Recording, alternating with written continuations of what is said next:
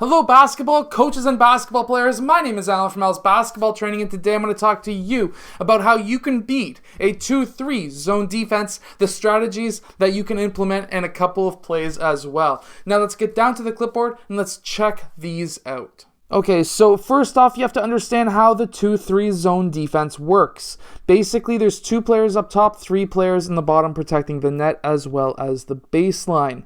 Their zones are basically like this. So basically, wherever there is an overlap, so right here, there, and there is essentially a double team area, which means that they're supposed to double team in those areas. Now, we can start with just a 5-out. We can explain this to our players as well so they understand how to beat a 2-3 zone defense in case a basketball play breaks down. First off, let's say we're in a 5-out. Most likely, these 3 bottom players are going to be moving a bit higher because obviously the wings need to protect 2 players on each side. So what we're going to be starting with is having player 1 pass over to player 3, because one of the ways that you can beat a zone defense is by attacking the gaps, which means that there's a gap in between players 1 and 3. Technically speaking, there's also a gap between 1 and 2, between 2 and 4, and also between 3, 4, and the baseline. So, going from there, player 1 could pass to player 3, and player 3 could attack that gap. Now, what happens when you attack a gap in a zone? Those players who are between those gaps, or in each of their spots and the gap is in between them, they're going to need a collapse on that player because they do not want him to drive through and attack player 5. Which now means we have player 5 blue open in the corner. This could be anybody. This could be a really great shooter in player 2. He could be the one who's open. He could also be cutting baseline, whether or not it's player 2, it doesn't matter. Player 5 could be attacking the baseline, and then that could be a pass down to player 5, in which case he could have a layup, or player 5 red may go down and actually defend him. Now we could have player 2 and 4 attacking player 4 red, and what I mean by that is player 2 could be cutting down the middle of the key. Player 4 could be cutting baseline, in which case now player 4 red has 2 players to defend, and player 5 can pass to either one of those 2 players for an easy layup. So this is, even though this is more like a play, we now have read the defense. We have seen that it's a 2-3 zone defense. We have attacked a gap. We have now passed out of being double teamed, because whenever you get double teamed, there is a player open no matter what. And now we have a one-on-none or a one-on-one situation, which could turn into a 2-on-1 situation right here. We could even have player 2 receive that ball, have player 4 cut him off, and now a bounce pass down to player 4 blue for a layup. So there's so many different opportunities that you can use without even having a basketball play by just reading the defense.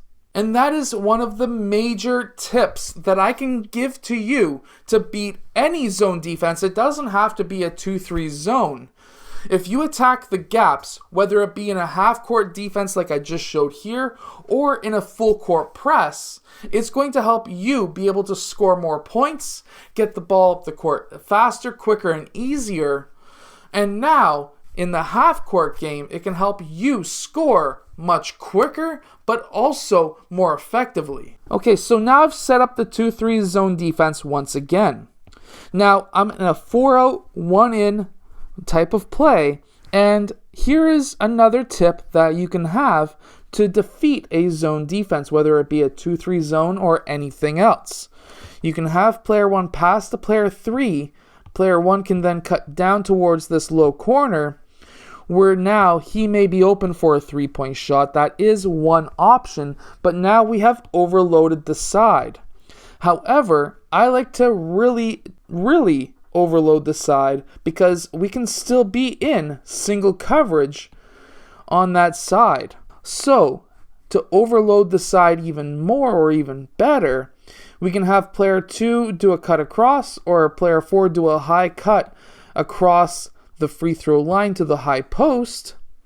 And now we have 4 players against 3, and we can really take them to school, where we could have player 1 maybe pass over to player 3 and then into player 4, which would then bring player 5 up, player 3 down, player 1 in, because this is again a double team location. And we could have player 5 sealing player 3, where this could be a high to low pass for the basket.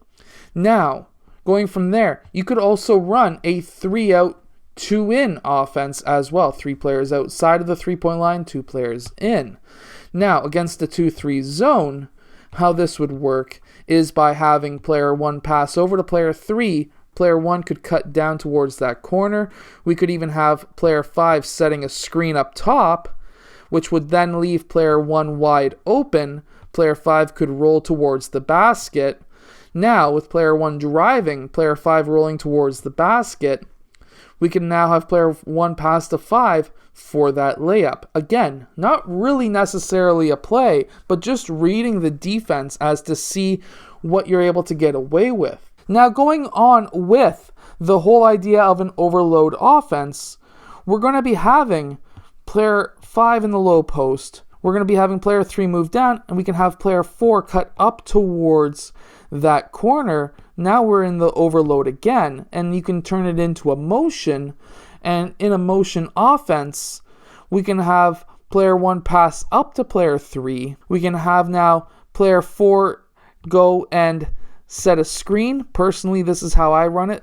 It comes down to how you want to run it as well. Player 3 can then dribble up towards the top. Player 5 can set a back screen on player 1. Player 1 can cut across. Player 2 pops up. We have player 3 pass to player 2. We now have player 4 rolling off that screen going down towards the low post.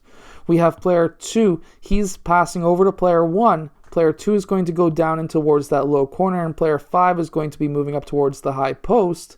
Now, if we can get that swing ran fast enough, we're going to have player 2 wide open for a 3-point shot. We may also have player 5 or player 4 open in the posts as well. Now, I hope that these strategies help you win more games against the 2-3 zone defense. If they do, let us know in the comment section below. I would love to hear from you. Go check out my Unbeatable Basketball Defense book as well. And I will see you guys again later on today for the second video of the day.